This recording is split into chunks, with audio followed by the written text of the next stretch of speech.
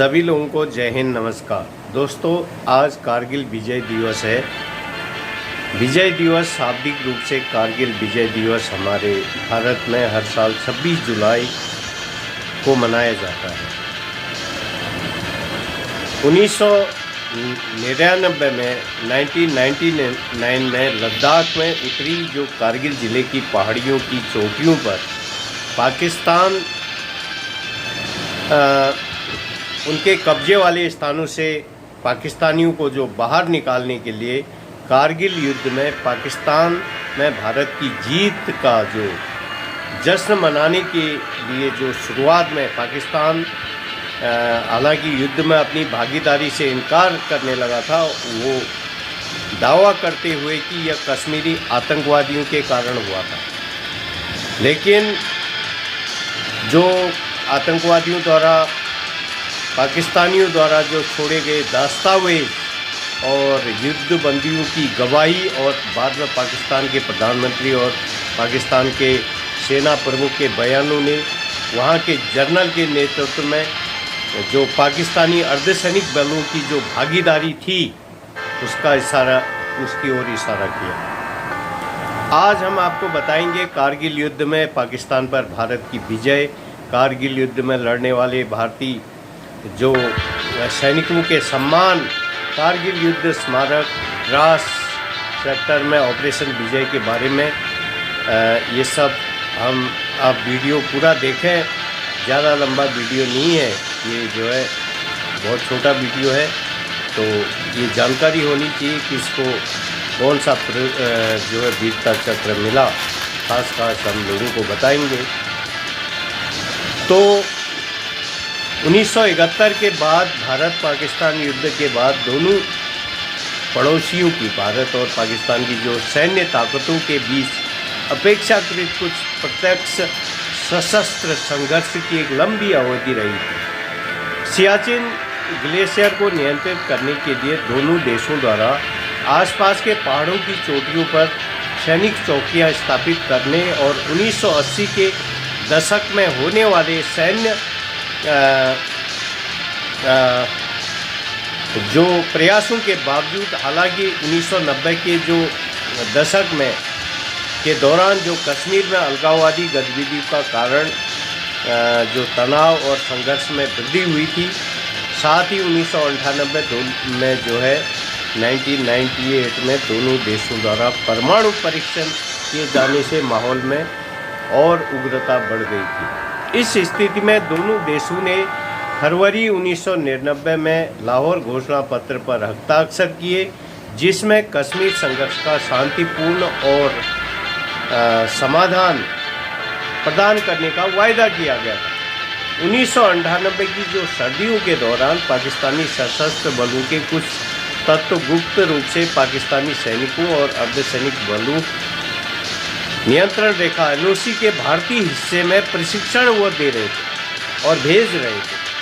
घुसपैठ का जो कोड नाम था ऑपरेशन बद्री नाम था ऑपरेशन का, जो पाकिस्तानी घुसपैठिए थे उनका। पाकिस्तान घुसपैठ का उद्देश्य कश्मीर और लद्दाख के बीच की कड़ी को काटना और चाहता था और भारतीय सेना को सियाचिन ग्लेशियर से वापस बुलाना चाहता था, जिससे भारत व्यापक कश्मीर विवाद का समाधान करने के लिए बातचीत करने पर मजबूर हो जाए, ये चाल थी उसकी।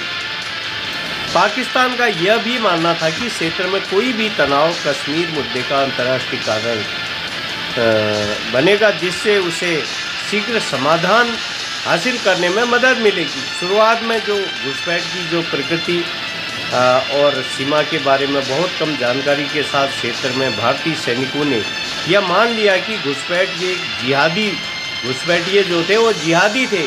भारतीय सेना के लोग ये समझ रहे थे और घोषणा की कि उन्हें हम कुछ दिन के बाद ही बाहर निकाल देंगे। बाद में नियंत्रण रेखा पर अन्य जगहों पर घुसपैठ की खोज के साथ साथ घुसपैठियों द्वारा नियोजित जो रणनीति के अंतर के कारण भारतीय सेना को एहसास हुआ कि हमले की योजना बहुत बड़े पैमाने पर थी।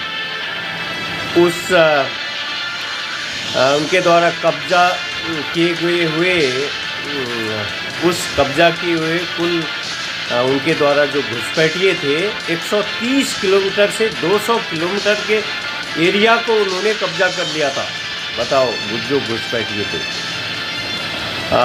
भारत सरकार ने 2 लाख भारतीय सैनिकों को लामबंद करते हुए ऑपरेशन विजय के साथ जवाब दिया। 26 जुलाई 1999 को पाकिस्तान सैनिकों को उनके जो कब्जे वाले स्थानों से बेदखल करने के साथ साथ युद्ध आधिकारिक रूप से समाप्त हुआ और काफ़ी दिन ये युद्ध चला। इस प्रकार कारगिल विजय दिवस के रूप में चिन्हित किया गया। भारत की विजय हुई थी। इसमें युद्ध के दौरान भारतीय कुल सशस्त्र बलों के 527 सैनिकों ने अपनी शहादत दी।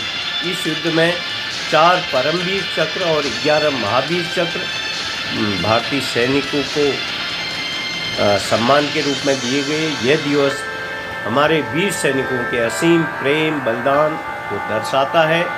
देश के बहादुर सैनिकों ने अपनी मातृभूमि की रक्षा के लिए अपने असाधारण वीरता का परिचय देते हुए देश के लिए शहीद हो गए।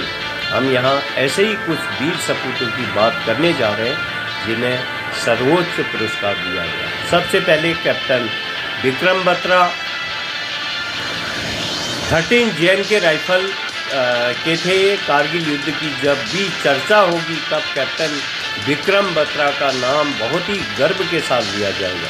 उन्होंने चोटिल होने के बाद भी अपनी टीम का नेतृत्व करते हुए .4875 पर कब्जा किया।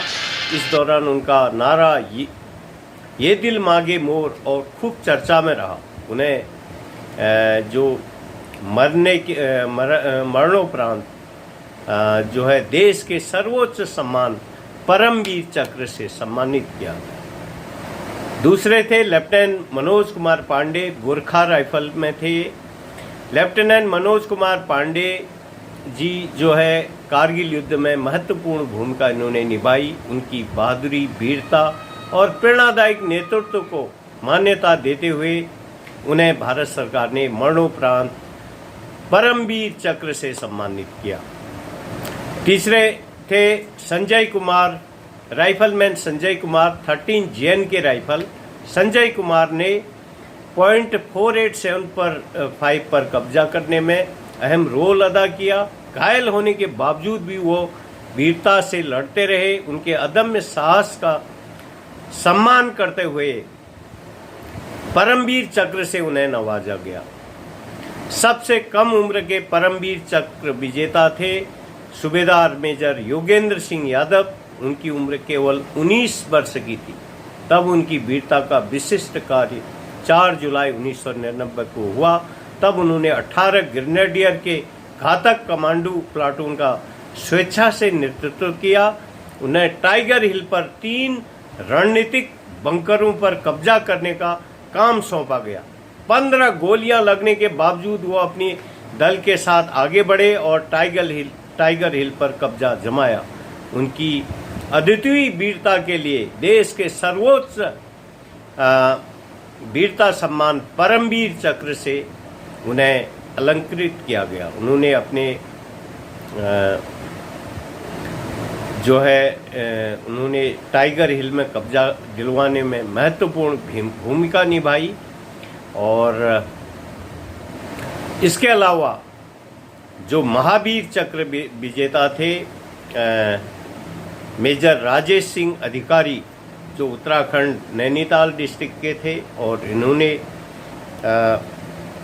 कारगिल युद्ध में महत्वपूर्ण भूमिका निभाई और इन्हें भी मरणोपरांत महावीर चक्र से सम्मानित किया गया। तो आज के लिए इतना ही। सभी जो कारगिल युद्ध के शहीदों को हमारी ओर से हार्दिक श्रद्धांजलि। देश के प्रधानमंत्री भी, आज हमने देखा था उनका वीडियो, कारगिल शहीद स्मारक में गए हैं। और तो आज के लिए इतना ही। वीडियो को अधिक से अधिक शेयर करें। धन्यवाद। जय हिंद।